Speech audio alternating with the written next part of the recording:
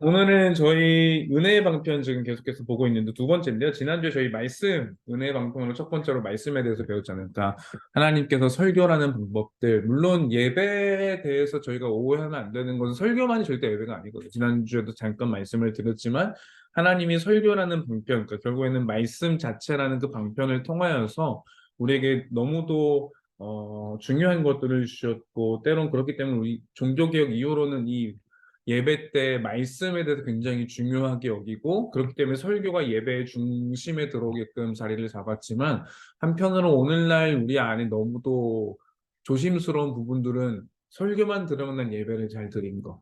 설교를 듣지 않으면 예배를 뭔가 못 드린 개념. 물론 설교가 그만큼 중요한 영역인 건 맞지만 우리가 그렇게 오해할 수는 없다라는 것들. 사실은 간단하게도 지난주 말씀드렸던 오늘날 예배에 대한 이해 속에 사실은요. 예배 잘 설명해야 되는데 오해하시면 안 돼요. 예배는 실천의 영역입니다. 의식의 영역인 거잖아요. 물론 우리가 예배를 어떻게 생각하는 면들이 있냐면요. 머리로만 드리는 게 예배라는 생각들이 되게 있거든요. 그러니까 우리가 영어로 upper body 이렇게 표현을 하는데 그러니까 대두가 된 거죠. 예배를 드리는 데 있어서 예배의 가장 중요한 요소는 이 머리.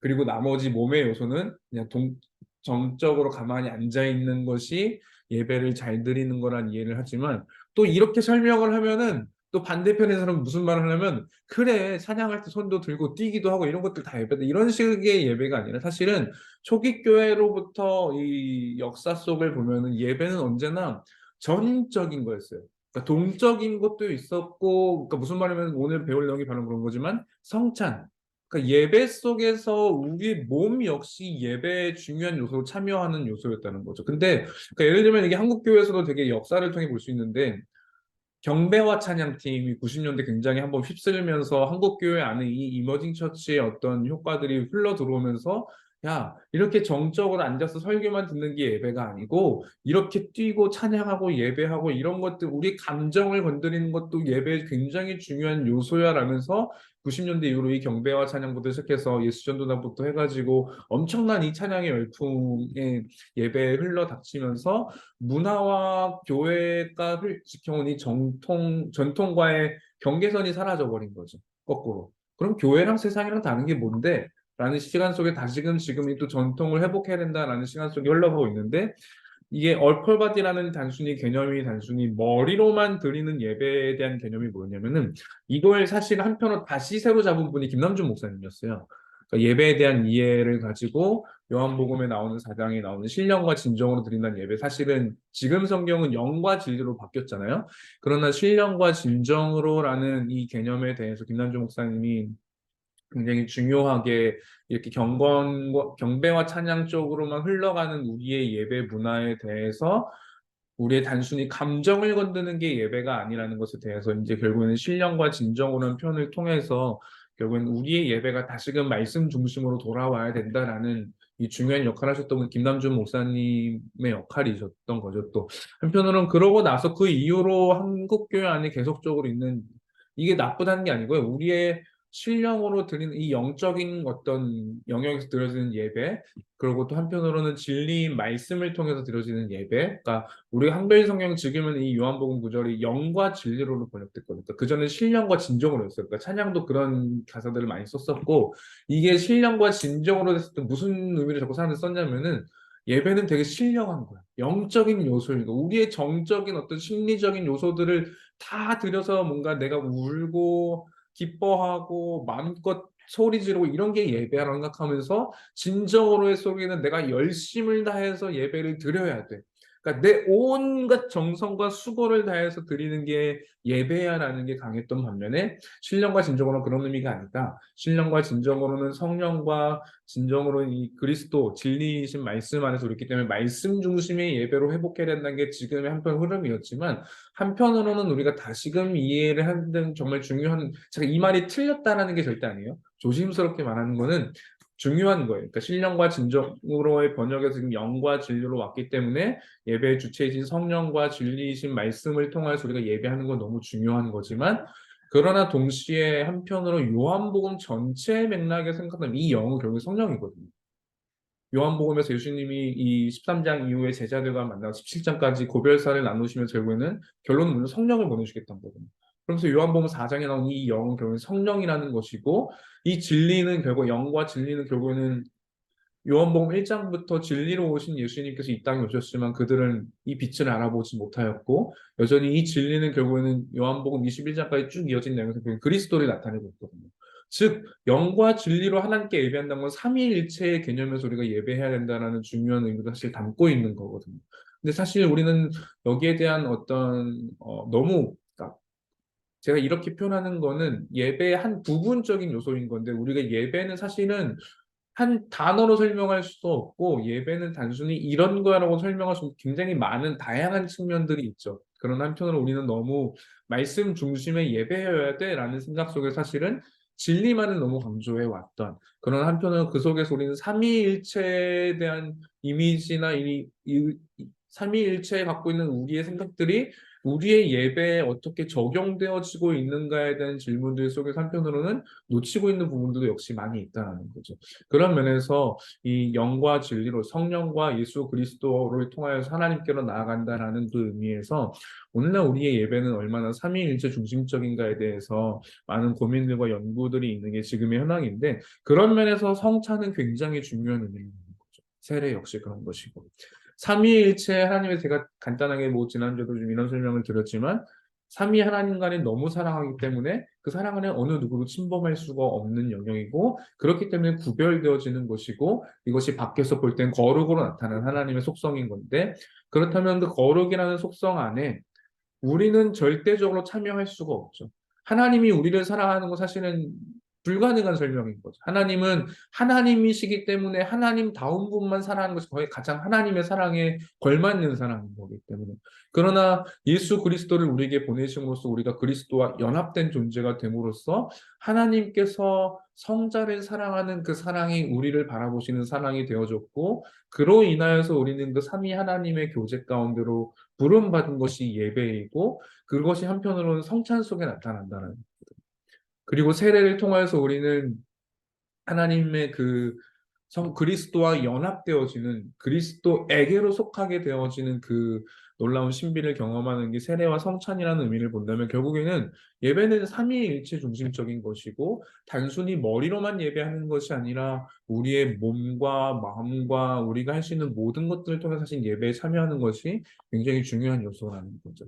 그런 면에서 오늘날 많은 교회들이 성찬은 단순히 1년에 두 번 부활절 때, 크리스마스 때 이렇게 행하는 것에 대해서는 오늘날 우리가 사실은 너무 많은 것들을 놓치고 있다라는 것들.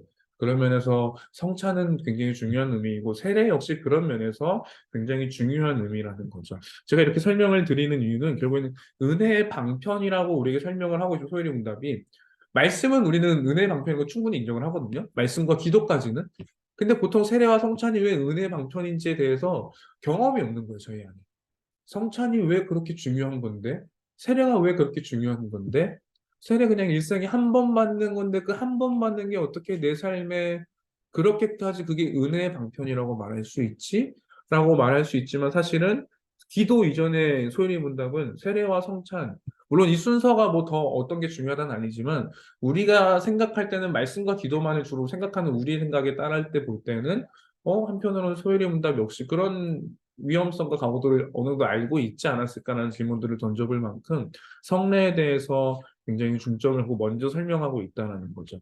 그래서 오늘 저희가 이제 세례와 성찬에 대해서 먼저 좀 볼 건데 그 전에 좀 여러분한테 좀 질문을 던지고 싶었던 게 있었어요. 그러니까 세례 지금 어쨌든 저희 세례 교육반이잖아요. 세례를 안 받으신 분들에게 세례를 베풀기 위함인 거고, 그러니까 자기의 신앙을 확증하고 이런 분들에게 공적으로 세례를 주고자 하는 거고, 이미 또 한편으로 소일이 분담에 어떻게 배우고 싶으신 분들 오셨는데, 세례에 대해서 우리가 일반적으로 갖고 있는 이미지가 어떤 거냐는 거죠.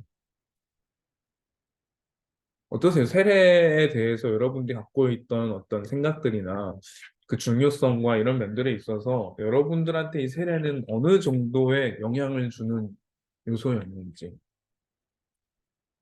성환이 같은 경우는 아직은 정말 이제 회심하고 신앙을 갖고 회심하고 얼마 안 된 경우에 사실은 뭐 되게 중요한 의미일 수 있는데 반면에 모태신앙을 잘하거나 이렇게 뭐 자연스레 입교하시고 이런 분들은 세례가 어떤 의미인지에 대해 사실 한번 되게 고민해 볼 만한 중요한 문제인데 오늘 중요하다고 말하지만 실제로 우리한테는 생각보다 중요하지 않았기 때문에 제가 질문을 드리는 거겠죠? 어떠세요? 여러분들 이렇게 실제적으로 세례에 대해서 어떤 생각들을 주로 가지고 평소에 가지고 계셨는지.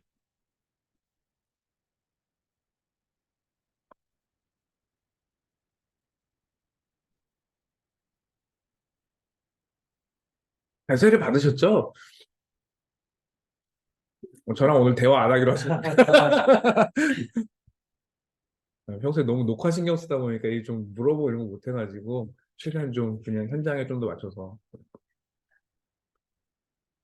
민영님은 세례 언제 받았어요? 입교? 아, 세례로 받은 거예요? 모태신앙 아니고 원래? 아, 유아 세례 안 받았어요 그러면? 어, 중2 때 어떻게 받았어요 그러면? 하라니까. 어. 다른 분들은 언제 받으셨어요 세례? 입교, 유아 세례. 아, 모태신앙.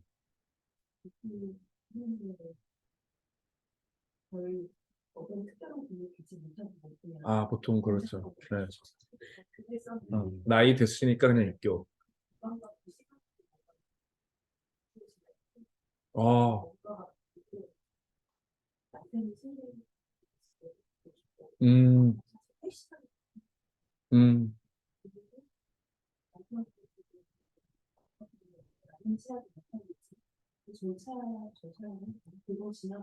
네.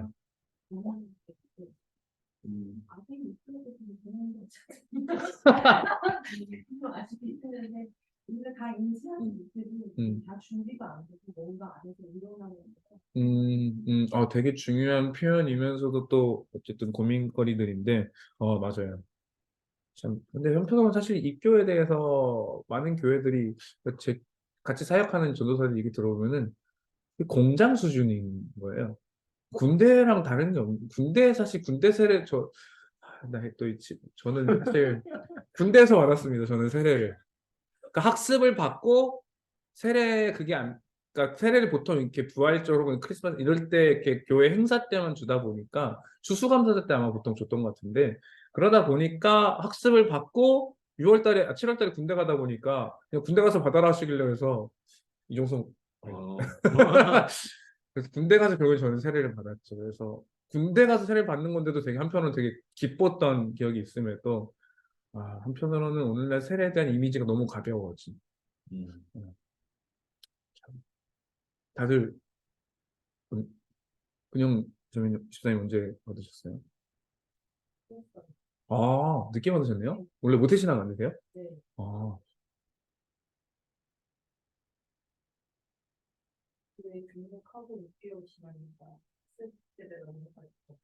음.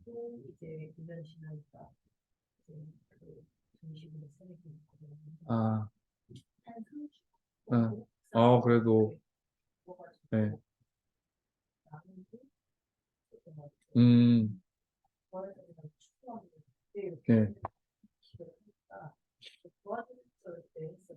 음,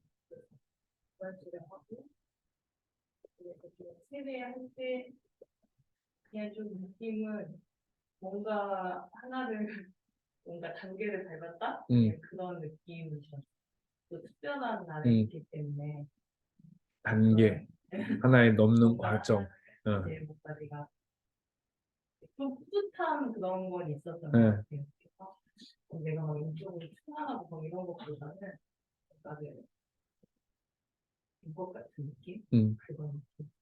음, 맞아요. 세례가 주는 또 그런 느낌도 분명히 또 있죠. 두 분은 미지자매는 아직 세례 받아야 되고 맞아, 그렇죠? 네, 성철, 음, 저는 원래 모태신앙인데 네, 유아세를 듣고 네, 세례를 받는 나이가 서른 한 여덟 개. 되게 늦게 받으셨네요. 예. 저는 이 교회 쪽으로 이렇게 다니는 게 아니고, 기도원 쪽으로 이렇게 다녀서, 음, 기도원 같은 데는 세례를 잘 안 주잖아요. 그래서 거의 한, 기도원 그런 교회 쪽으로 이렇게 다니다가, 이제 나와서 한 38살 때 이제 교회를 다른 데로 옮겼는데 거기에서 제가 잠시 오락해가지고 한 음, 저녁에 잠깐 교육을 받았던 것 같아요. 아, 그래서 그 다음날 바로 그래서 유아세를 받으셨으면 장로교에서 아마 받으셨을 텐데, 예, 아, 이제 저희 계속, 어머니가 이제 교회 그 기도원 쪽으로 많이 아, 교육들을 그러시군요. 음, 그러니까 배우고 다들, 그쵸. 그러니까 보통 분명한 거는 세례에 대해서 특히, 어떻게 이 세례가 뭐야? 이 세례가 너한테 얼마나 중요한 거야? 이 세례는 은혜의 방편이기 때문에 평생 기억하고, 네가 이 세례를 통하여서 네가 은혜 안에 있기 위해서 계속해서 돌아보고 이 세례가 중요한 의미인지를 봐야 된다라는 그런 의미를 사실 배운 적이 없는 게 주거든요. 그래서 소유리문도 분명히 말하는 게 뭐냐면은 이 은혜의 방편으로 뭘 설명하냐면은 성찬과 세례, 성례와 말씀과 기도 이 세 가지 그러니까 말씀과 기도는 저희가 뭐 당연하게 그냥 기도를 해야지 은혜를 받지 말씀 안에 있어야지 은혜를 받지는 동의가 되는데 세례는 굳이 정말 이게 들어가야 될까 싶을 만큼 우리가 살아온 방식들 속에서는 세례의 그 중요성을 놓치게 된다는 거죠. 사실은 아까도 되게 중요한 얘기를 해주셨지만 사실은 예배라는 것은 단순히 우리가 너무도 영적인 이해들 속에만 있다 보니까 제가 조심스럽게 말씀드린 예배는 어쨌든 실천의 영역이거든요. 매주 주일에 모여서 우리의 의식으로서 하나님 드리는 의식, 요게 제사로서의 제사는 이 어떤 의식으로서의 분명히 의미가 있고 그러면서 실천의 요소이기 때문에 실천이 우리의 삶을 형성하는 부분들을 결코 우리는 부정할 수가 없고 그런 면에서 성찬은 굉장히 중요한 의미를 갖는 것들인 거고 세례 역시 말씀드린 특별한 공간과 시간과 이 우리가 살아가는 입체적인 공간 속에 들여지는 요소이기 때문에 그런 면에서 이게 예배에 역시 연결되는 예배 역시 시간과 정해진 공간과 그 모든 시간 속에서 한 공간에서 같은 신앙을 고백한 사람이 함께 공동체로 아우러져서 드려지는 그 실천적인 요소가 분명히 있는 거죠. 사실 예를 들면 그런 거죠. 오늘 좀 예배에 대한 얘기를 자주 하게 되는데 예배 예전에 모든 순서들의 의미를 저희가 알고서 예배를 드려서 그것이 예배가 되나요?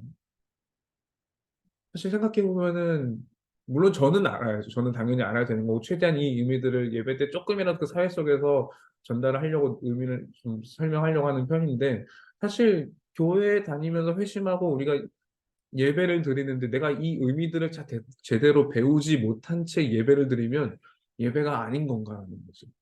거꾸로 생각해 보면 우리는 그 의미들을 사실 몰랐지만 계속해서 드려지는 그 예배 속에서 그 예배 자체가 우리를 형성해 가는 요소들이 분명히 있는 영역들인 거거든요. 그런 면에서 그런 면에서 제가 이 실천이 너무도 중요하다는 의미고 세례와 성찬을 설명하기 위해 사실은 이 실천의 영역들이 초대교회부터 예배 속에서 굉장히 중요한 요소로 사실은 자리 잡고 있었다는 걸 좀 먼저 설명을 드리는 건데 그런 의미를 좀 여러분 좀 기억을 하고 그 토대에서 오늘 좀 세례와 성찬을 들으면서 오늘날 우리가 우리의 예배가 너무도 앞서 말 그대로 어펄받은 그 단순히 내 머리로만 들어지는 예배로만 우리는 이해하고 있지 않은지 그러나 동시에 그렇다면 오늘날 함께 좀 고민해보고 싶은 거는 오늘날의 예배 속에서 우리는 그럼 어떤 부분들을 어떻게 이 실천의 영역들을 함께 예배 속에 담아갈 수 있을지에 대한 고민들도 함께 좀 해보면 좋겠다라는 생각이 들어서 이런 얘기들을 먼저 좀 드렸고요. 좀 성례에 대해서 같이 보도록 할 건데요.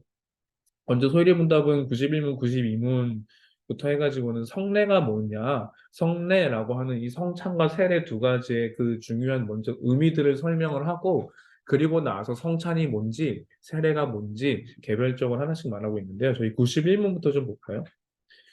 91문, 성례가 어떻게 우리의 구원을 위한 효과적인 수단이 될 수 있습니까? 성례가 구원을 위한 효과적인 수단이 될 수 있는 것은 성례 자체나 성례 집행자에게 어떤 힘이 있어서가 아니라 그리스도가 복을 주시고 성령이 믿음으로 성례 받는 자 안에서 역사하시기 때문입니다. 네. 먼저 웨스트민스터 신앙고백서가 작성될 당시에 저희 안에 좀 이해들이 필요한 부분들이 있어요. 왜냐하면 왜 성례를 표현하는데 굳이 앞에 부정적인 요소들을 먼저 하잖아요. 성례 자체도 아니다. 성례 집행자에게 어떤 힘이 있는 게 아니다. 결국에는 왜 이렇게밖에 조금 더 강조점을 뒀냐면 이들이 살아왔던 방식은 여전히 결국 카톨릭의 영향 속에 있었던 거죠. 그러니까 로마 카톨릭의 영향 속에서는 성례 자체에게 의미가 있었고요. 왜냐면 이따 제가 성찬에 대해 설명을 하면서 말씀드리겠지만 성례 집행자에게 힘이 있었기 때문에 성례가 의미가 있었던 거예요. 그러니까 성찬 그 세례잖아요. 성찬에 있어서는 집행자가 이거를 떡을 떼므로써 이게 진짜 예수님의 뭔가 되는 거고 집행자 이 그러니까 사제죠. 사제가 이걸 위해서 기도함으로써 이 포도주가 진짜 예수님의 피가 되는 거였거든요. 더불어 세례의 의미에 있어서도 이 사제가 정말 안수하고 물을 뿌림으로써 이 사람 안에 그리스도의 의가 주입되는 거였어요. 카톨릭의 설명에서는. 이런 식의 오랜 시간 동안 역사 속에서 이들은 오랜 시간 이런 로마 카톨릭의 잘못된 신학 아래서 살아왔고 종교개혁이 일어났고 1617년에 그리고 나서 이 웨스트민스터 신앙고백서가 쓰여지던 당시에도 역시 굉장히 각 나라별로 많은 종교 유럽의 대륙 안에서 결국에는 계속해서 종교개혁이 일어나고 있는 상황들이거든요. 마틴 루터에서 독일에서 1517년이죠. 1517년에 이 종교개혁이 일어났지만 동시에 독일에서 시작된 이 종교개혁 이후에 사실은 그 주변부터 영국부터 해가지고 스페인부터 해가지고 많은 국가들에서 각자들만의 종교개혁이 계속해서 일어나고 있는 상황들이었거든요. 그러니까 우리는 보통 1513번 딱 이러고 종교개혁 됐어가 생각하지만 실제 이 유럽의 역사를 살펴보면 종교개혁사, 교회사를 살펴보게 되면요. 종교개혁 이후에 굉장히 많은 투쟁들이 있었고 프랑스에서는 위그노르라고 하는 사람들이 자기 그리스도인들의 신앙을 고백했기 때문에 프랑스는 굉장히 무서운 하나의 이 카톨릭 국가였기 때문에 떼죽임을 당하게 되거든요. 그러면 그런 속에서 들여진 신앙 고백서가 뭐냐면 저희가 예배 때 보통 고백했던 여기 프랑스 신앙 고백서예요. 프랑스 신앙 고백서가 왜 위그노들이 결국에는 우리가 믿는 거는 이런 건전한 신앙이야 라는 걸 고백하기 위해 썼던 거고 칼빈에 의해서 칼빈의 지도 아래에 이 프랑스 신앙 고백서가 쓰여졌던 거고 그런 면에서 그 당시에 많은 지역의 각자들만의 신앙 고백서들이 쓰여졌던 거거든요. 벨기에에서 쓰여졌던 기도 드브레에서 이 벨직 신앙 고백서가 쓰여지기도 했고 이러면서부터 많은 신앙 고백서들이 쓰여졌고 그 이후에 이제 영국에서는 의회적으로 이걸 어떻게 결정할까 5년간 회의 끝에 만드는 게 웨스트민스터 신앙고백서라는 거예요. 그렇기 때문에 당시에 종교개혁이 일어났지만 이 기독교 신앙이라고 하는 프로테스탄트라는 저항의 신앙들을 갖고 있는 사람들과 당시 주 세력이었던 로마 카톨릭과의 끊임없는 싸움들이 있었던 면에서 그들 안에 일반적으로 그들이 이해했던 성례에 대한 이해는 로마 카톨릭의 성례에 대한 영향이 훨씬 더 크겠죠. 앞서 제가 말씀드렸던 것처럼 우리가 경험한 문화가 우리를 지배하게 되거든요, 보면은. 우리가 살아가는 경험들 속에서 내가 경험한 문화들이 내 생각을 지배할 수밖에 없는 거예요. 예를 들면은 제가 이걸 간단히 설명하면은 제가 뭐 한 번도 들어본 적이 없는 나라를 제가 마음에 품을 수가 없죠.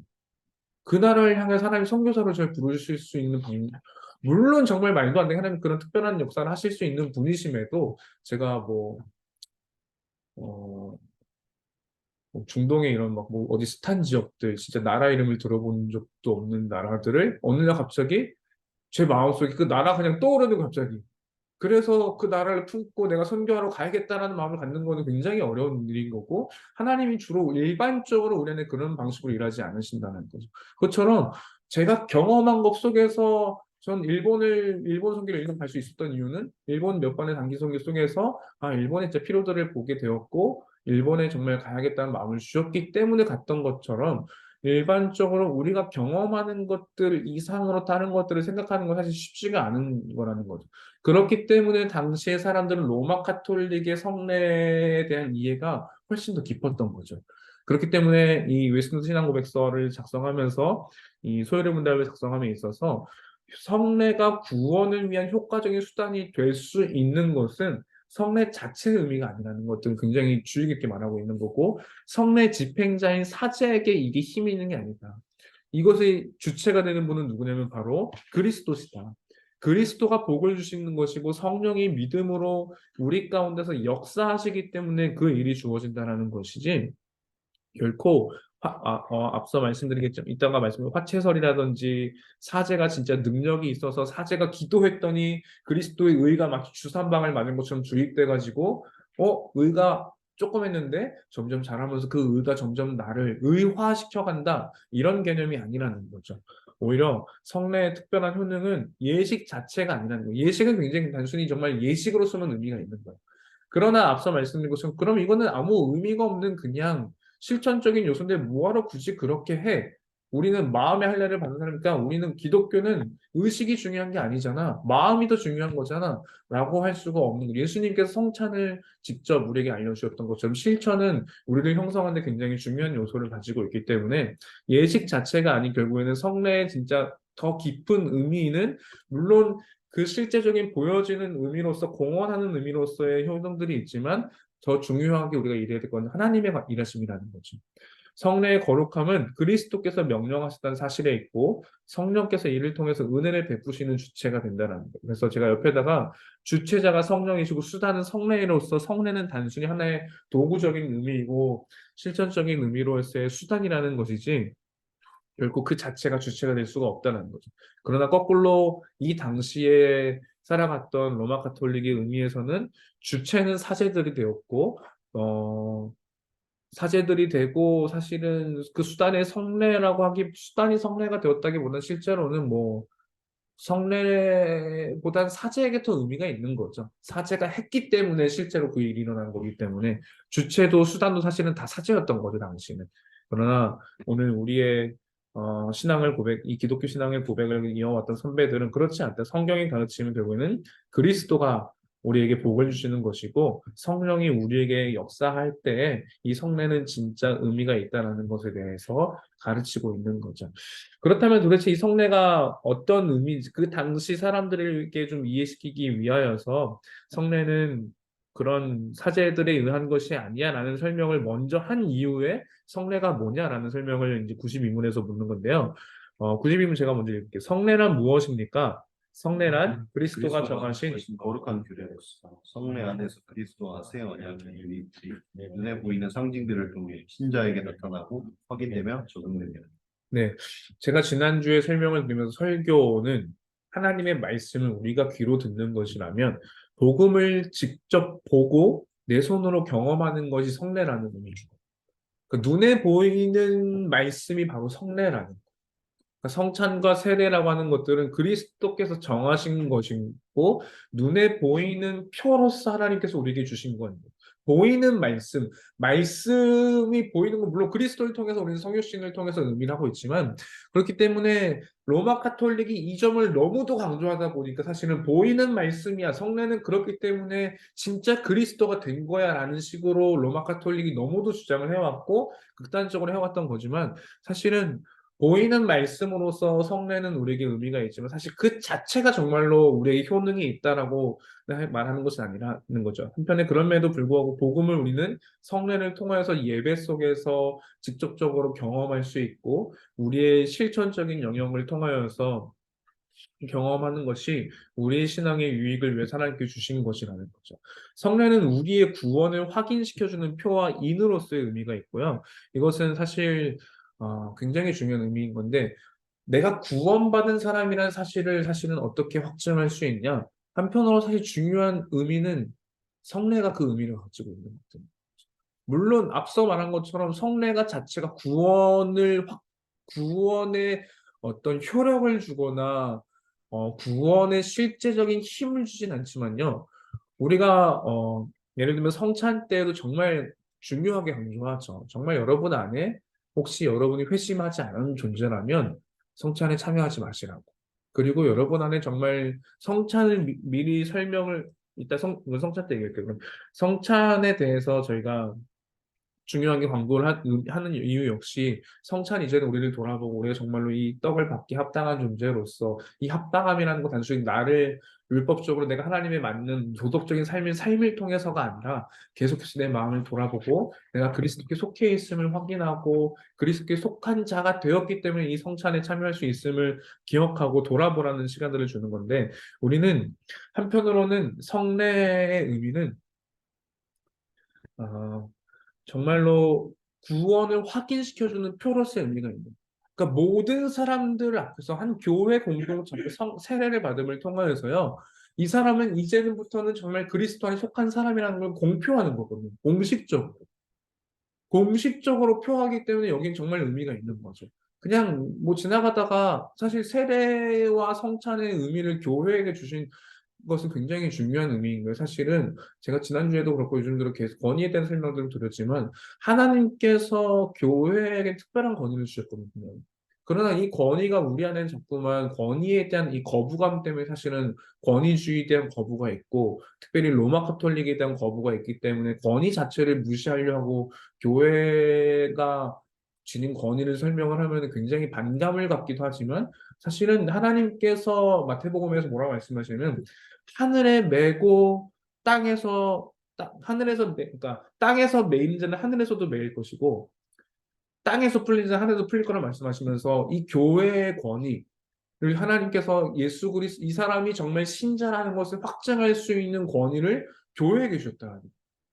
그러니까 목사 한 사람에게 준 게 아니라 교회에게 그 권위를 주셨기 때문에 교회는 이 권위를 받았기 때문에 그 권위에 대해서 신실하게 이 사람들을 정말로 회심한 사람인지 이 사람은 정말 그리스도와 연합된 자라고 분명히 우리가 확증해도 되는지에 대해서 점검해야 되는 것이고 그걸 통해서 교회의 공표에는 공적으로 굉장히 의미가 있는 것인 거죠.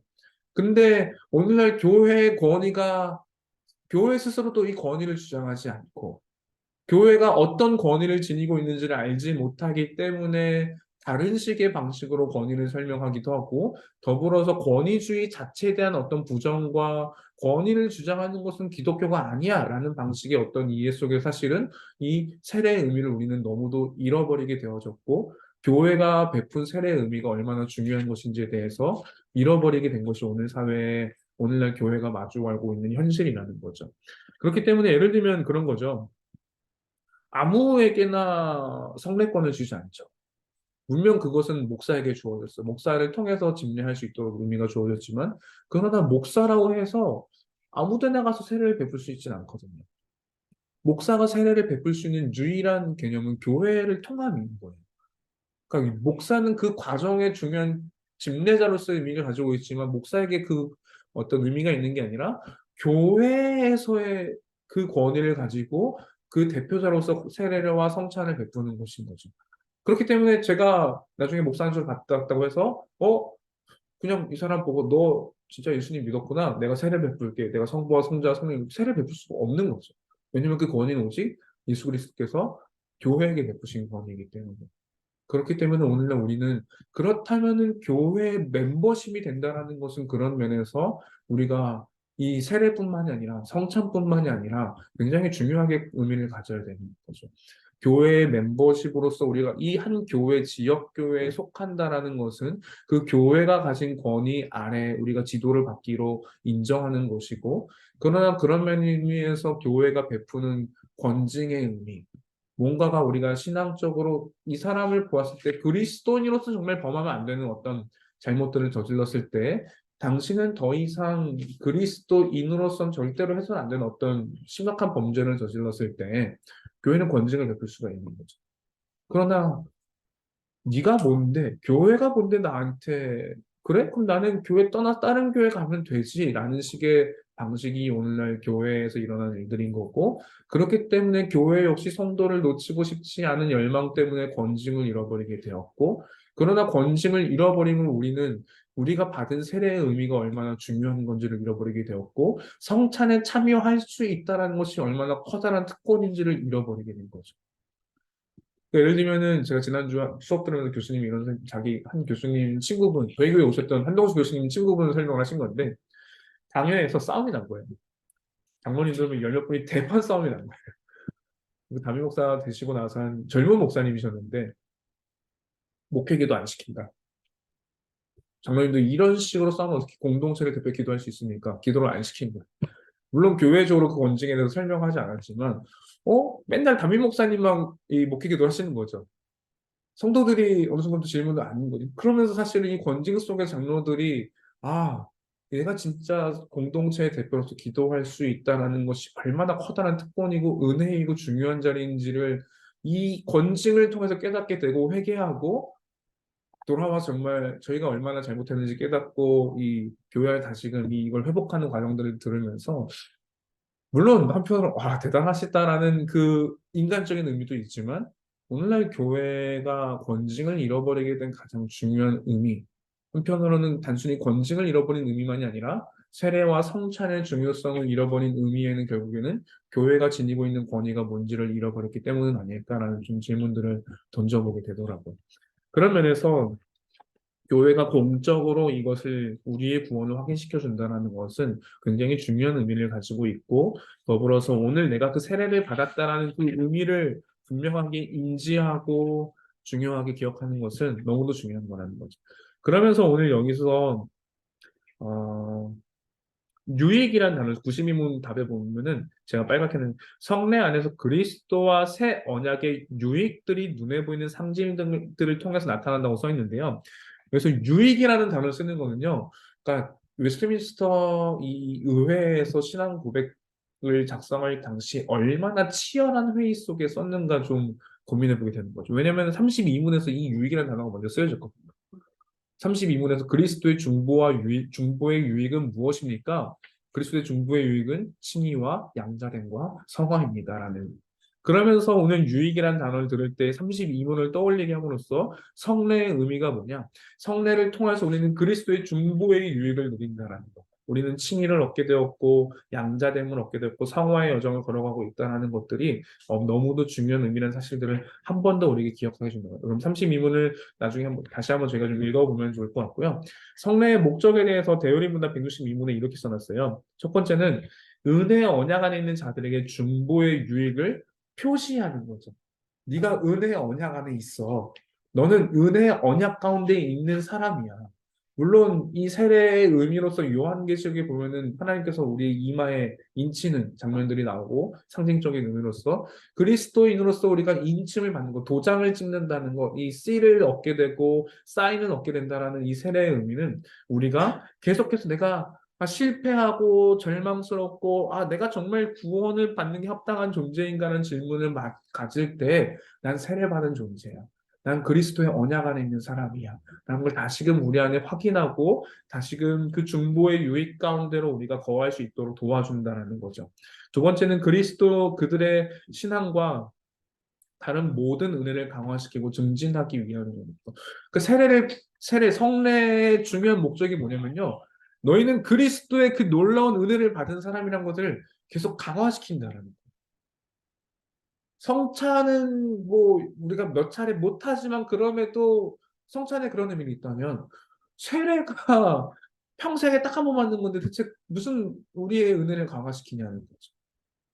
그러나 한편으로 정말 이 목적대로 우리가 생각한다면 우리는 계속해서 세례받은 존재라는 것들을 중요하게 기억해야 되고 그 사인과 씨를 보면서 나는 그리스도께 세례를 받았어.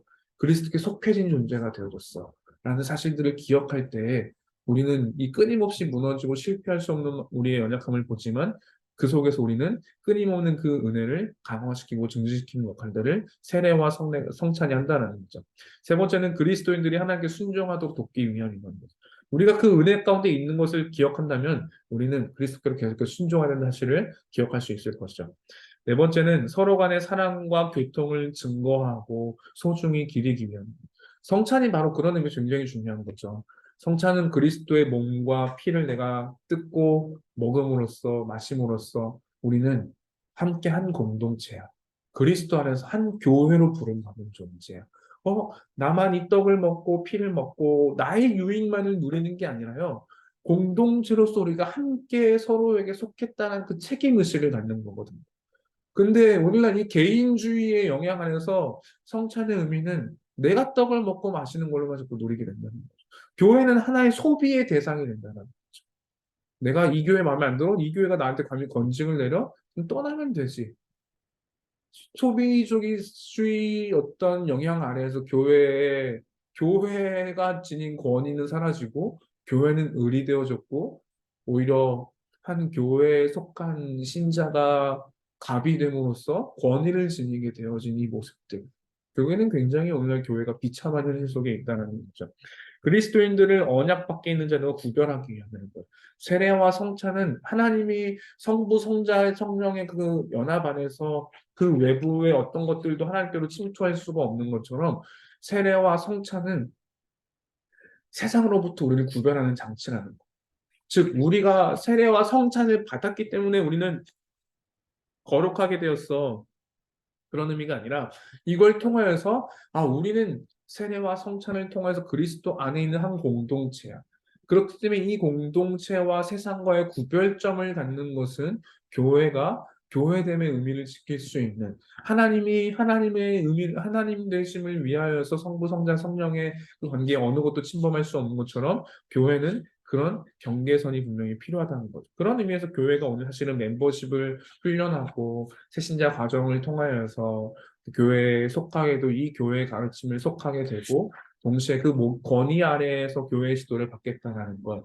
그리고 이 사람이 단순히 자기 신앙을 고백했지만 때로는 좀 시간을 가지고 정말 그 신앙을 고백한 대로 정말 그리스도인이 맞는지에 대해서 오랜 시간을 좀 지켜보고 확정하고 종교인으로서 진짜 당신은 이 멤버십에 속하게 되었습니다. 확정하는 것은 교회가 그냥 왜 그렇게 교회가 문턱을 높여서 사람들이 못 들어오게가 아니라 오히려 우리의 거룩을 지키기 위한 어느 누구에게나 쉽게 그냥 저 그리스도 믿는데요.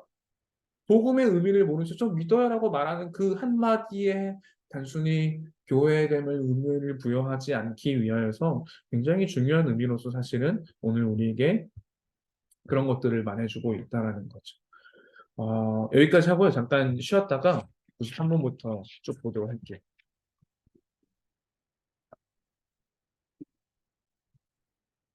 93문부터 볼까요? 93문. 신약의 성례들은 무엇입니까? 신약의 성례들은 세례와 성찬입니다. 구약에도 성례가 있었어요. 구약의 대표적인 성례는 제가 써놨지만 할례. 난지 8일 만에 할례를 하게 했죠. 그래서 하나님의 백성으로 인친다는 의미가 있는 거죠. 할례에도 인친다는 의미, 사인이라는 의미를 담고 있는 거예요. 이 사람은, 이 아이는 하나님의 백성이야. 하나님의 언약 백성이야. 라는 의미를 담았던 것처럼 구약에서 할례가 그랬고 유월절 식사가 있었어요. 출애굽을 예수님이 요한복음 13장에서 제자들과 마지막 식사하셨던 그 모습, 최후의 만찬이라고 우리 말하는 모습들, 이 유월절 식사를 통하여서 주님이 어린 양이 우리를 위해 우리의 생명을 살렸던 그 사건을 기념하면서 어린 양을 먹고 마시면서 누렸던 그 시간들, 이것들은 단순히 구약의 이 대표적인 성례들은요, 구약 시대 때 이 자체가 효능을 가진 건 아니었죠. 할례를 했기 때문에 이 아이가 하나님의 진짜 언약 백성이 된 건 아니었어요. 계속해서 언약 백성으로서의 부모가 이 할례의 의미를 알고 가르치고 자녀를 길러감을 통하여서 그들이 하나님을 경외하는 백성으로 살아가야 됐던 것이고, 유월절 식사 역시 그런 의미였던 것처럼 이것들은 그리스도를 희미하게 예표하는 것이었지만 그리스도께서 오시면서 그것들을 희미했던 것들을 선명하게 나타내신 거죠. 그러니까 모형론이라고 하는데 모형적으로 그리스도를 보여줬던 것들인 거죠. 예를 들면은 아브라함이 이삭을 바칠 때 이삭이 묵묵히 따라가잖아요. 이삭은 한편으로 그리스도를 보여주는 거죠. 아브라함이 약 100세가 넘었다고 보통 추측을 하고 이삭의 나이가 15에서 많은 18세 이렇게 보통 20살 이내로 추측을 하는데 누가 싸우면 누가 이길까요? 맞짱 뜨면. 전문 용어 또 맞짱이 나는데. 아빠가 아무리 뭘 묶으려 해도 이삭 그 강건한 나이에 거절할 수 있잖아요. 근데 성경엔 그런 단어 하나도 안 써있죠. 자발적으로 이삭이 묶이지 않으면 이삭은 묶여질 수 없거든요. 그러나 아브라함을 통하여서 아브라함이 하나님께 이삭을 어떻게 주셨는지 이삭은 들었고 배웠고 그런 속에서 하나님에 대한 신뢰 속에서 이삭은 자발적인 순종으로 묶였던 거죠.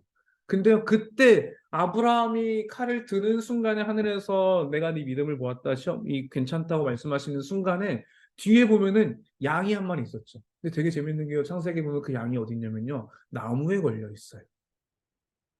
누굴 예표하는 거예요? 바로 그리스도를 예표하고 있는 거죠. 나무에 달려, 그러니까 신명기에서 나무에 달린다라는 것은 저주받는 표현인 거거든요. 그러니까 그리스도는 정말로 십자가에 죽으심의 의미는 저주를 받으신 거, 하나님의 저주를 받으셔 죽은 거지만 이 이삭 역시 그리스도를 예표했지만 이삭의 그 자발적인 순종 속에서 그리스도께서 묵묵히 십자가 길을 간 것을 보여줬지만 그리스도의 완전한 모델로 보여준 건 아니고 모형적으로 보여줬던 거죠. 더불어 그 자리에서 결국에는 이삭이 죽지 않아줬던 이유는 나무에 달려있던 어린 양, 나무에 달려 죽으신 십자가의 예수 그리스도를 그 창세기 말씀에서 보여주는 거거든요. 결국에는 그런 것처럼 그리스도의 모형으로서 이 예표로서 보여줬던 것처럼 살례와 유월절 식사 역시 그리스도를 예표하는 모습이었던 거죠. 그래서 로마 카톨릭 같은 경우는요, 성례가 되게 많아요. 칠성례라고 해요. 세족식도 성례에 들어가고요.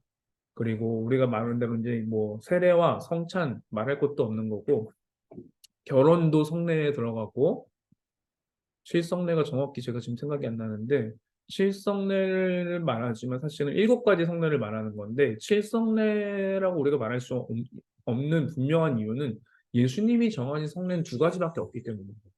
예수님께서 친히 정하신 성례는 세례와 성찬 이 2가지만인 거죠. 마태복음 28장 18절에 20절에서 예수님께서 너희는 모든 민족으로 제자를 삼아 아버지와 아들과 성령의 이름으로 세례를 주라. 세례를 주라고 예수님께서 말씀하셨고, 유월절 마지막 그 밤에 제자들과 함께 모인 그 자리에서 예수님은 성찬에 대해서 가르치셨고, 그리고서 이걸 통해서 나를 기념하라고 말씀하셨던 것처럼 예수님께서 직접 정하신 성례는 오직 이 2가지밖에 없다라는 거죠. 그렇다면 세례와 성찬이 뭔지 좀 간단하게 이제 볼 텐데요. 세례는 무엇입니까? 세례는 성부와 성자와 성령의 이름으로 물로 씻는 것으로서 우리가 그리스도와 연합되었다는 것과 은혜 언약의 유익에 참여한다는 것과 주님의 사람이 되기로 약속하는 것을 상징하고 확증하는 것입니다. 세례는 누구에게 베풀어야 합니까? 세례는 보이는 교회 밖에 있는 사람에게는 그리스도에 대한 신앙 고백과 순종을 하기 전까지는 줄 수 없지만 보이는 교회 회원의 유아에게는 베풀 수 있습니다. 네, 이러면서 세례가 무엇인지 그리고 세례의 대상이 누구인지에 대해서 말하고 있는데요. 앞서 제가 뭐 설명했기 때문에 중요하게 설명하지 않겠지만 구원받을 만한 신앙이 있는 사람들에게 점검하도록 먼저 주어졌고 그 권위를 교회에게 부여했다라는 거죠. 교회가 매면은 하늘에서도 매일 것이고 교회가 풀면은 하늘에서도 풀릴 거다. 즉 교회가 이 사람의 신앙을 확증하는 것은 하늘과도 연결되어진 중요한 역할이라는 것을 예수님께서 말씀하셨죠. 이것을 너무도 극대화시켜서 로마 카톨릭에서 벗어나면 너희는 로마 카톨릭의 세례를 받지 않으면 구원이 없고 거꾸로 로마 카톨릭이 세례를 줬기 때문에 너희는 구원이 있어 라고 말하지만 그러나 이 말씀 구절이 단순히 그렇게 의미하는 것들은 아니고 그만큼 교회가 지닌 권위에 대해서 중요하게 얘기해주고 있다는 거죠. 그렇기 때문에 오늘 교회가 한편으로는 그리스도인이라고 하는 것은 밖에 나가서 세상에서 이 사람은 그리스도인을 확증해 주는 거거든요. 교회가 이 사람은 정말 그리스도인이라고 확증해 주는 의미는 단순히 밖에 나가서 난 이제 예수님 믿어. 근데 예를 들면은 오늘날 플로팅 크리스천, 그러니까 가난한 성도라고 한국어로 보통 얘기를 하는데 난 예수님 믿어. 라고 말하지만 물론 그들의 세례에 대해서 예를 들면은 교회가 했다 하더라도 이 사람이 정말로 나는 교회의 권위와 상관없이 난 그냥 예수님 믿어라고 말을 한다면 사실은 그 말은 뭐냐면 예수를 믿는다라는 말 속에서 그러나 나는 교회의 권위 안에 속하지 않고 나 홀로 그 세례를 주는 주체도 나인 거고 내 신앙을 확장하는 주체도 나인 거죠. 그래서 결국 그 속에 나타나는 건 뭐예요? 내가 하나님인 거예요. 내가 하나님으로서 내 신앙을 증명하고 확증하는 주체는 자신인 거죠. 교회의 권위가 아무 의미가 없는 거죠. 그렇다면 교회가 사실은 이것에 대해서 이 사람이 그리스도인을 확증할 수 있을까요? 그럴 수 없기 때문에 교회는 거기에 대해서 그렇게 한다면 권징을 내릴 필요가 있는 거예요. 그러나 오늘날 교회의 권위가 아닌 개인에게 권위를 주장하게 되고 개인이 훨씬 더 중요한 주체가 되었기 때문에 내 신앙을 내가 확정하고 내가 예수 믿는데 교회 당신이 뭔데? 목사 당신이 뭔데 내 신앙을 왜 네가 없다라고 말해? 라고 말하는 방식으로 오늘날 세상을 살아간다면 세상이 보는 그리스도인은 이런 거구나 라고 한다면 함부로 우리가 아무에게나 그리스도인이라고 정말 말할 수 있는 그 확증인 세례를 줄 수 있냐는 거죠. 그렇기 때문에 이 세례라는 것은 당신은 정말 예수 그리스도 안에 있는 사람이고 교회는 그 권위로 교회의 권위로 당신의 구원을 확증하고 그것이 당신에게 정말로 당신의 회심의 증거가 나타났다는 표와 사인으로서 당신에게 세례를 베푸는 것인데 그렇다면 이 세례를 받은 사람은 세상 속에서도 그리스도인으로서 어떻게 살아가야 할지를 보여주고 그 인지 아래서 살아가야 되는 것이기 때문에 이 한 사람의 세례는 오늘날 교회가 어떤 공동체를 보여주는 중요한 근거가 되기 때문에 오늘 우리에게 반드시 중요한 의미로서 이해되어야 된다는 거죠. 세례는 그런 의미로서는 그리스도의 정체성에 대한 표시인 거죠. 내가 하나님께 속했다라는 하나님에게 속한 사람이고 교회가 그걸 확증하는 거고 이 사람이 그 확증됨으로써 교회 세상 속에서도 나는 그리스도인이라고 확증할 수 있는 자기의 정체성인 거죠. 그렇기 때문에 내가 이런 정체성을 가지고 있다면 어떻게 이 세상 속에 살 것인가? 는 너무도 중요하게 연결되어지는 요소인 거죠. 난 세례 받았어. 이제 천국 갈 수 있어. 구원받을 수 있어. 라고만 생각하고 내 삶에 아무런 변화가 없다면 교회는 그 세례에 대해서 그 구원의 의미에 대해서 우리가 잘못된 의미로 세례 베푼 것인지 아닌지에 대해서 돌아봐야 될 필요가 있는 거고 거기에 대해서 이 사람을 진지하게 점검해주고 돌아보지 못한 것에 대해서 교회가 사실은 반성해야 될 영역들인 거죠. 그런 의미에서 물로 씻는 순서를 세례에서 가지는 이유는 예수님의 피를 상징하는 것이고 그 피가 우리의 영혼을 깨끗하게 씻어줬다는 사실을 나타내는 상징적인 의미가 갖고 있고요. 그렇기 때문에 세례는 일생에 단 한 번 이루어집니다. 사실은 세례는 한 번 이루어지기 때문에 굉장히 신중한 거죠. 그렇기 때문에 더더욱 함부로 그냥 아무 의미 없이 줄 수 있는 건 절대 아니에요. 방금 말한 것처럼 교회가 아무런 검증도 하지 않은 채, 이제 15살 됐네? 입교하자. 성인 됐고, 교회 열심히 다니고 있네? 세례 받자. 세례교인이 됐어요. 그러나 정말 회심하지 않고, 방금 말씀드린 것처럼 그냥 내 방식을 따라 세상 속에 살아간다면, 사람들은 이 사람을 보고, 아, 그리스도인은 저런 사람이구나. 단순히 그리스도냐, 그건 그리스도인은 결국에는 그리스도를 대표하는 사람인 거거든요. 아, 네가 믿는 너의 삶을 보니 그리스도는 그런 분이시구나. 넌 죄를 용서받았으니까 너 마음대로 살아도 되는 거라는 게 그리스도의 가르침인 거구나. 라는 방식으로 이해되어진다면 그것은 정말 교회 스스로 교회 얼굴에 목질을 하는 것과 같은 거고 단순히 교회를 넘어서 그것은 하나님을 향하여서 하나님의 이름을 망령되게 부르는 행동인 우리 십계명에서 보았던 모습이라면 그렇기 때문에 세례는 정말 신중해야 되는 영역인 거고 그런 의미에서 그렇다고 교회가 이 사람은 정말 확증할 수 있는 교회의 확증이 언제나 오라라고 말할 수 절대 없는 거죠. 하지만 그럼에도 교회는 정말 신중하게 이 사람의 회심을 점검해야 되는 거고 신앙에 대해서 점검하고 정말 복음을 바르게 받아들이고 있는지에 대해서 바른 점검이 교회에서 계속적으로 필요한 거고 그러면 저희 교회에서 계속 이 세가족 교육 과정을 정말 중요하게 그것들을 좀 돌보고 더불어서 신방을 통해서 한 번 더 돌보고 중교인 과정이라는 제도를 통하여서 또 6개월간 정말 신앙이 확증할 만한 신앙인지에 대해서 신중하게 돌아보고자 하는 의미가 있는 거죠. 그럼에도 불구하고 한 번 받는 이유는 조금 더 그 중요한 의미 사실은 하나님께서 우리의 구원을 취소하지 않으신다는 그러니까 우리의 구원의 근거가 나 자신에게 있다면요 세례를 받았다가 세례를 취소했다가 할 수 있을 거예요. 그러나 우리가 세례는 은혜를 증진시키는 효과라면은 내가 하나님으로부터 이런 구원을 받았고 내가 이런 세례를 받았다는 사실을 안다면 계속하여서 내가 그 세례 속에 있다는 것, 그리스도에게로 내가 속하게 되어졌다라는 것을 기억할 때 우리는 끊임없이 자신을 다시금 일으키고 그 은혜 가운데 살아가면서 살아갈 수가 있을 거인 거죠.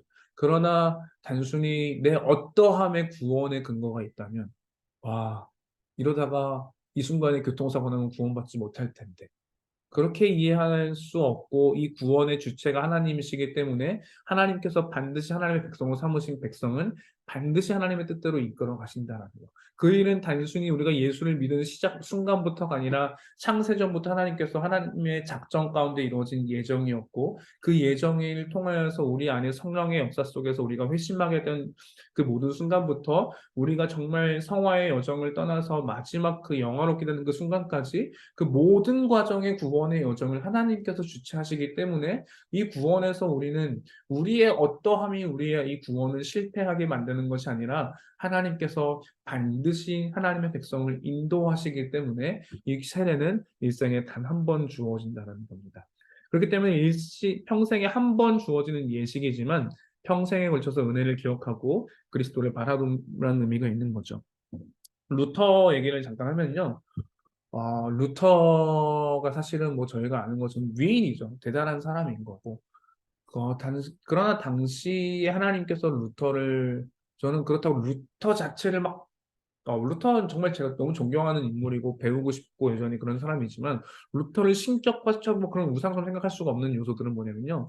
루터는 굉장히 연약한 사람이었어요.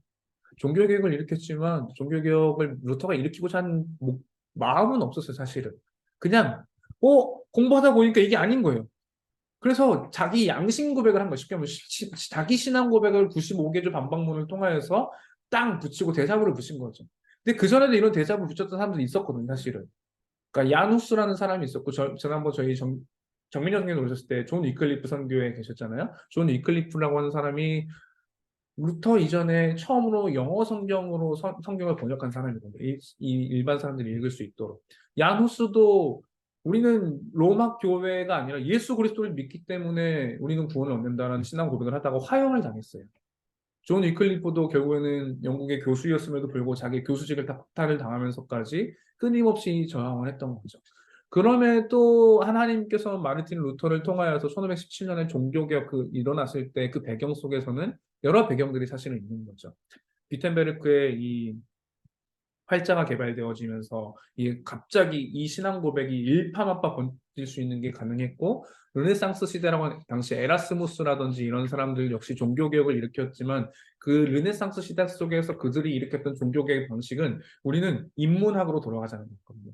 르네상스의 영향으로 해서 이 유럽 사회가 인문학에 대한 관심이 높아졌고 고전에 대한 관심이 높아졌거든요. 그러면서 에라스무스 같은 사람들은 우리가 헬라어로 돌아가야 돼, 히브리어로 돌아가야 돼, 우리가 이제 교부의 책들을 공부해야 돼. 그러면서 다시 어거스틴의 신학으로 돌아가고 이런 흐름들 속에 있었지만 그러나 그와 달리 이 인문학적인 사고들에 대한 열망들 속에서 사제들이 열심히 서로 간에 공부하고 있었던 배경 속에 있다가 루터의 신앙 고백을 보고 사람들이 동조했던 거죠. 그러면서 이게 일파만파 퍼질 수 있게 된 거고 그러면서 루터와 엮이면서 이게 1517년에 종교개혁이 일어나게 된 거죠. 근데 루터는 평생 도망 다녔어요, 사실은. 그리고 평생 종교개혁 때문에 시달렸어요.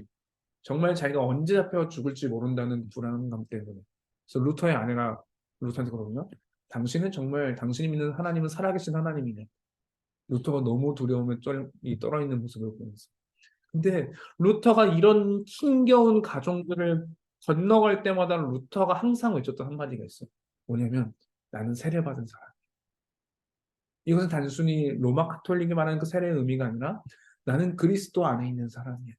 나는 세례받은 그리스도인이야라는 게 루터로 하여금 이 힘겨운 과정 속에서도 다시금 은혜를 돌아보고 은혜의 방편을 통해서 내 세례를 돌아봄으로써 내가 실패하고 무너지고 연약하지만 나를 용납하신 그리스도께로 난 용납된 사람이야라는 것을 루터는 세례를 통해서 계속해서 확인했던 거예요. 그렇기 때문에 나는 더 이상 그렇게 절망 속에 살지 않아도 돼. 나는 세례받은 신자이기 때문에 더 이상 나는 이런 나의 절망스러운 내 모습에만 빠져 살지 않아도 되고 그리스도가 나와 연합된 존재야. 하나님은 나를 그런 나쁜 놈으로 보시는 게 아니라 그리스도를 바라보듯이 성부가 성자를 바라보는 그 너무도 사랑스럽고 영광스럽고 기뻐하는 그 마음의 눈으로 나를 바라보고 계셔. 그렇기 때문에 나는 세례받은 걸 기억하고 지금 이 시간을 이겨가야 된다는 게 루터의 고백이었던 거죠.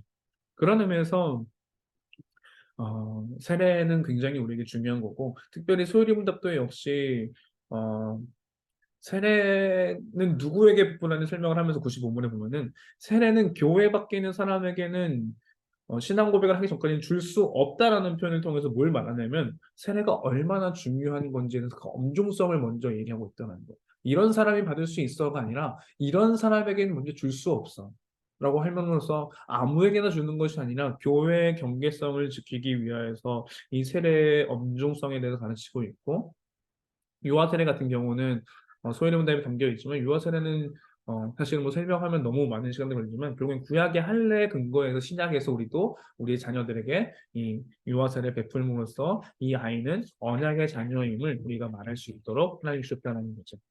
그런 면에서 여러분에게도 세례가 정말로 어떤 의미로 우리가 여겨져 왔는지, 정말 은혜의 방편이라면 우리는 계속해서 우리가 세례받은 신자라는 것들 혹은 세례 앞으로 받게 될 그 세례가 어떤 의미인지를 기억해야 되는 거고, 동시에 공동체 안에서 예를 들면 이제 뭐 성환이가 뭐 한 달 뒤에 혹은 두 달 뒤에 이렇게 세례를 받게 될 텐데, 세례를 받는 모습은 이 사람은 이제 그 전까지는 우리 교회에 정말 받아줄 수 있는 사람인가에 대한 질문들이 있었지만 세례를 통하여서 진짜 넌 이제 우리 교회에 들어온 사람이야.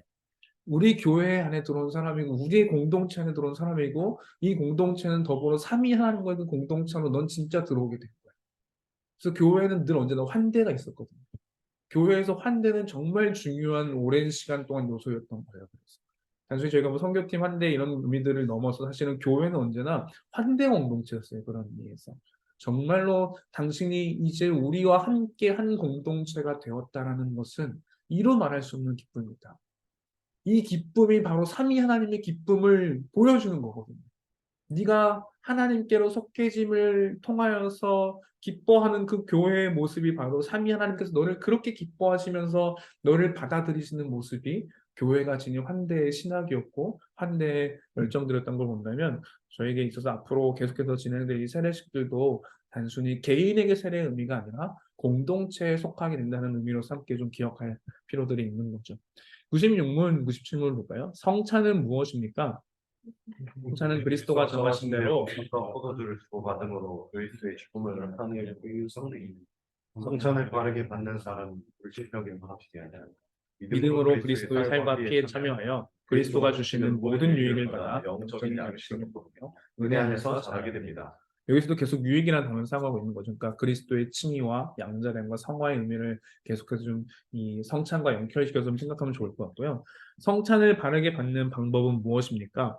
성찬을 바르게 받는 방법은 자신을 살펴 주님의 몸을 분별하고 있는지, 그리스도를 의지하는 믿음이 있는지, 회개하고 사랑하며 새롭게 순종하고 있는지 확인하는 것이며, 그렇지 않으면 합당치 않게 참여하여 자신에게 임한 심판을 먹고 마시는 것이 됩니다.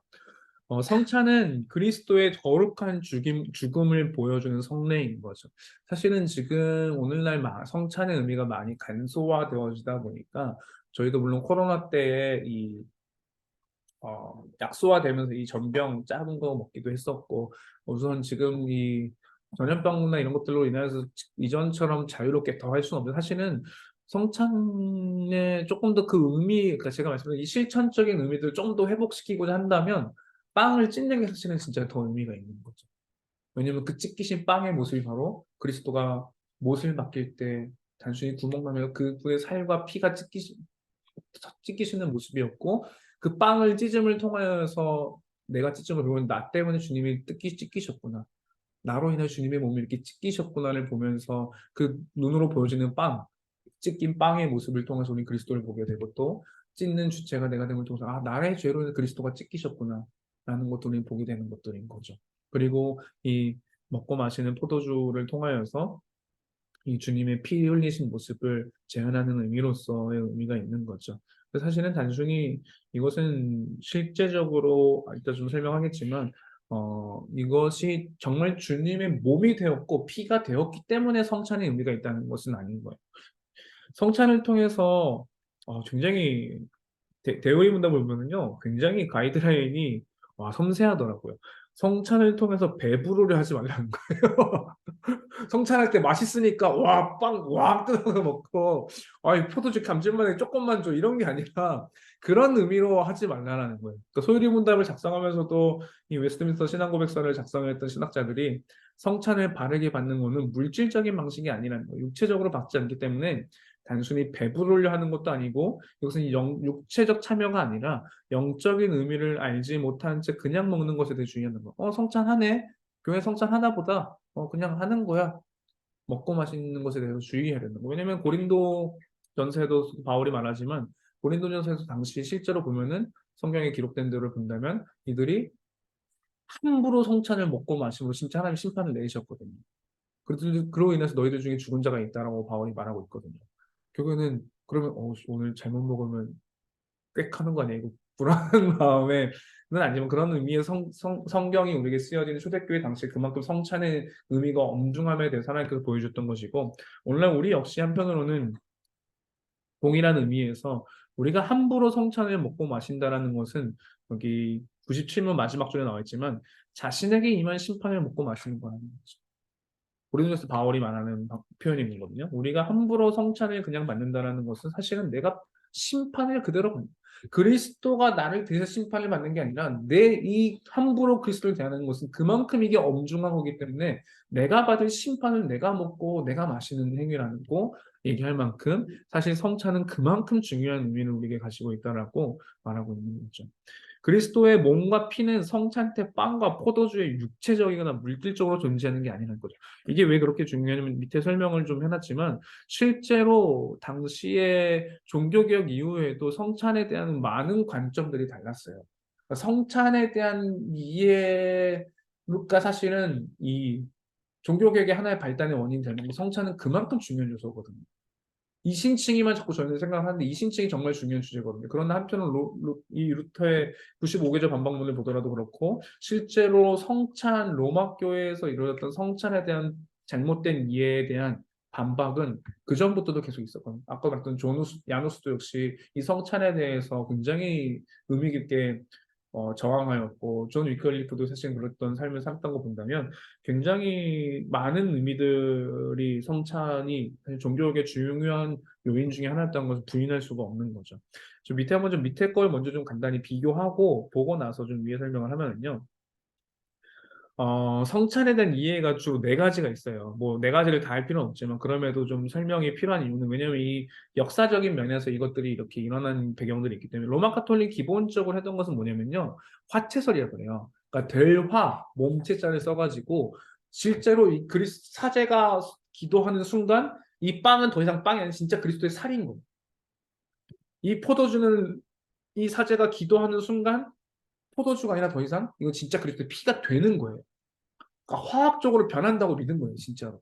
그러니까 그렇게 그냥 단순히 믿어 그게 아니라 실제로 그리스도의 몸이 된 거고 실제로 그리스도의 피가 됐다는 식으로 그 로마 카톨릭은 이해했던 거죠. 그러니까 예수님의 말씀을 문자적으로 해석하다 보니까 성찬의 빵과 포도주가 실제 예수님의 살과 피라는 거예요. 예수님이 이건 내 살이고 이건 내 피라고 말씀하셨던 것처럼 사제가 기도하는 순간 이건 예수님의 살이 됐고 이건 예수님의 피가 된 거야. 그러니까 너희가 이걸 먹고 마심으로 영적인 로 하나님의 은혜를 누릴 수 있어라는 게 굉장히 미신적인 요소인 거예요, 사실은.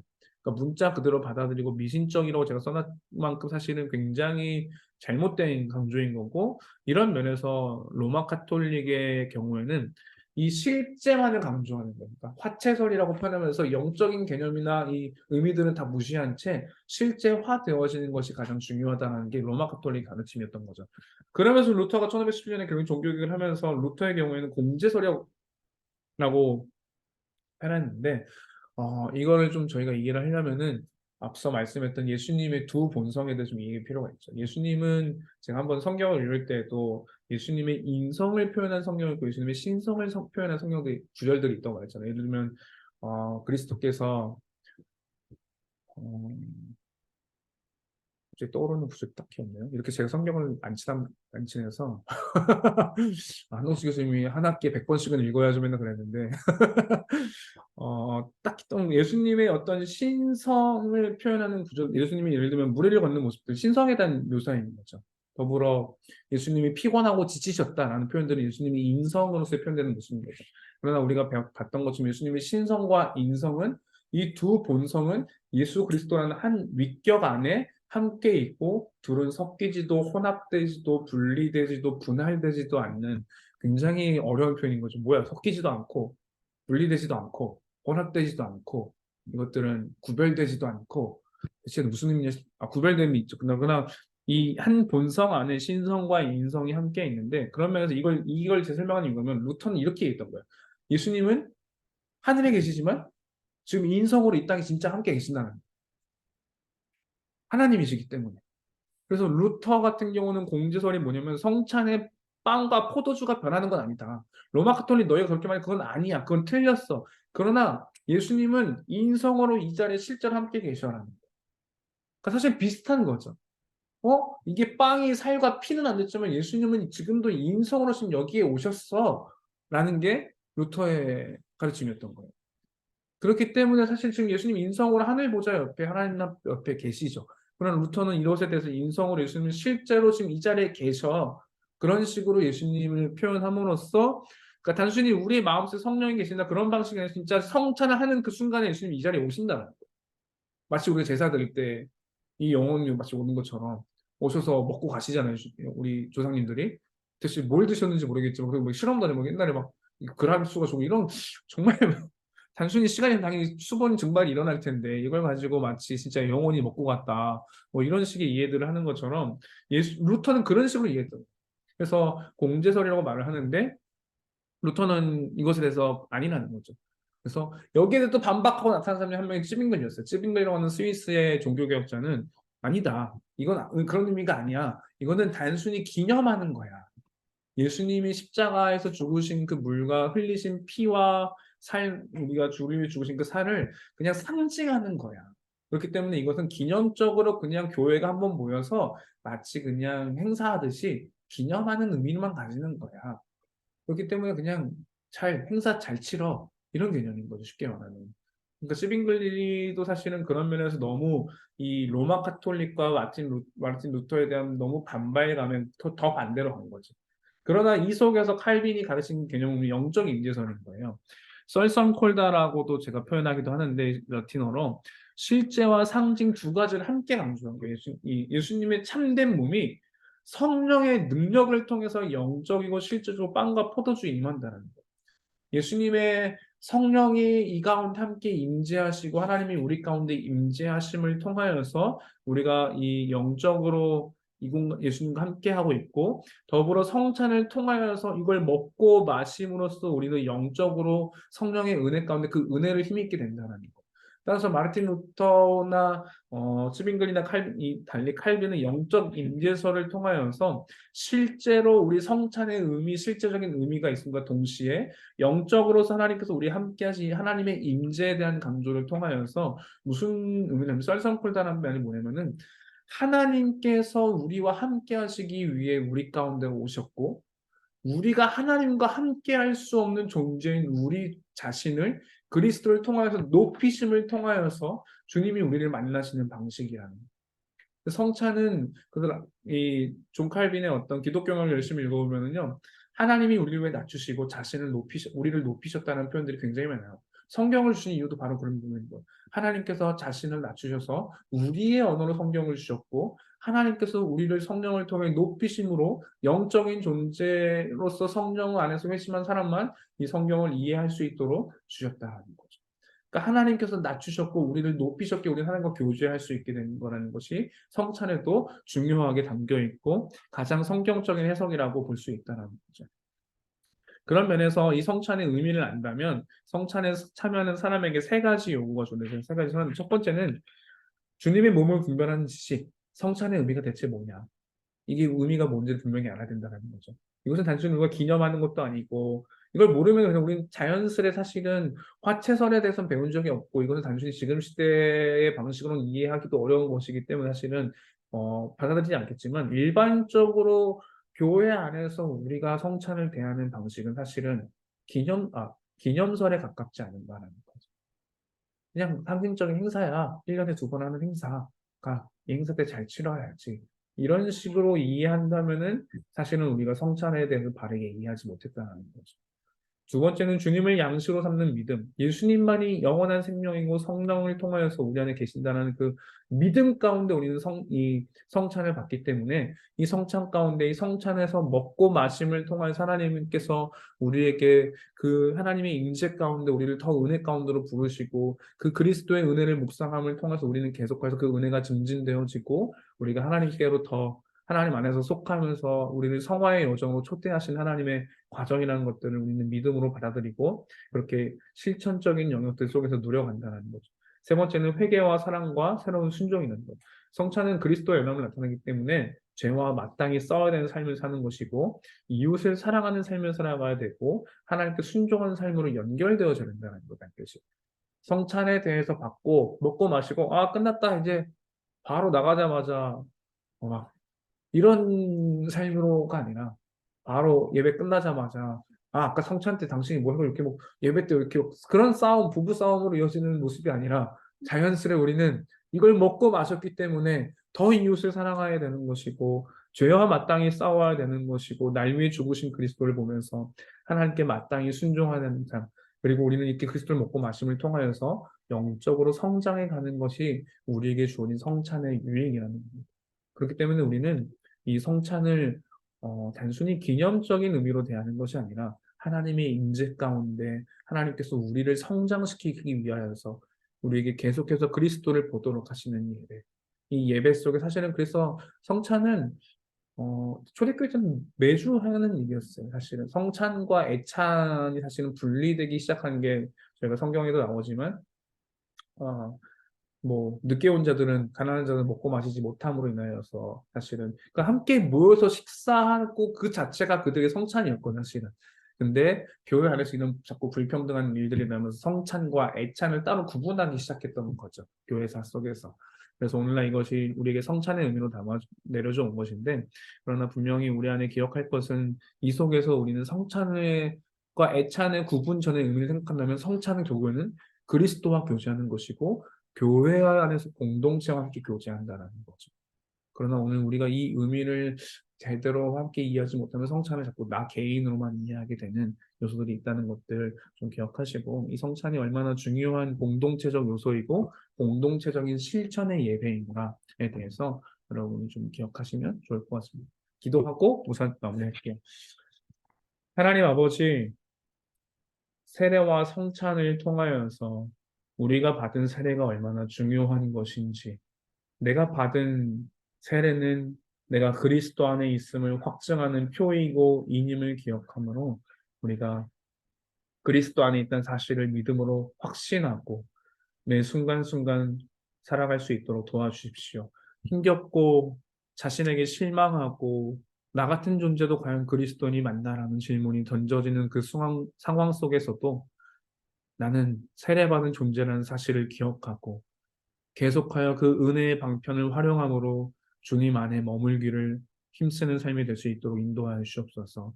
하나님께서 우리에게 베푸신 성찬을 통하여서 그리스도를 기억하게 하시고 그리스도께서 우리에게 베푸신 그 은혜를 먹고 마심으로 영적으로 성장해 갈 수 있도록 인도하여 주시고 지체들을 온전히 더욱더 사랑하고 그리고 죄와 싸우기를 힘쓰고 우리가 그렇게 살아감을 통하여서 더욱더 은혜 가운데 영적으로 성장하는 삶이 될 수 있도록 인도하여 주시옵소서.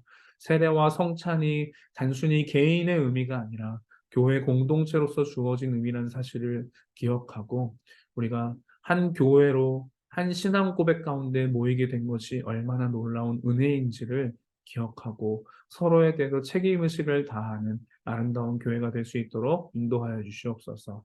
예수님의 이름으로 기도합니다.